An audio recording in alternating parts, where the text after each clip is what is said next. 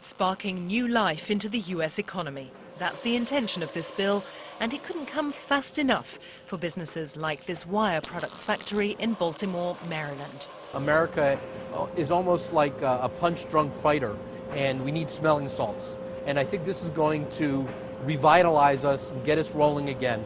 And we just needed something to say, okay, time to get out of the slumber, it's time to get to work again.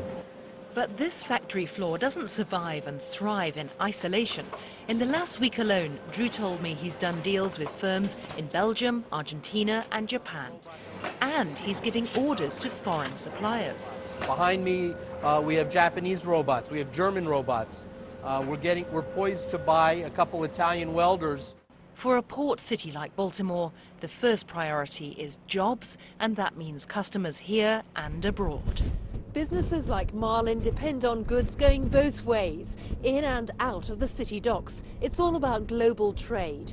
And that's why President Obama's bid to revitalize the US economy is being closely watched around the world. Well, I think the entire world is watching. I mean, U.S. demand has really driven a lot of world growth.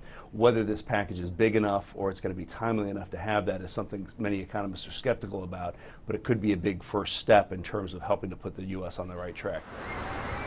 But because the bill is focused on American jobs, global competitors like China will lose out from its Buy America provisions.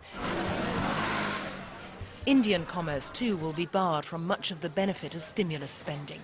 Even for close allies like Canada, where President Obama makes his first foreign trip this week, there are calls for him to focus more on the flow of trade across borders.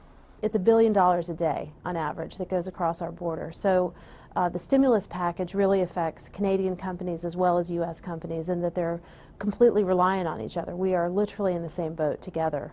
In Baltimore, across America, the politicians who pass this bill have their constituents' interests at heart, not that of competitor nations. But with output down across the world, there might be a mutual interest in simply staying afloat.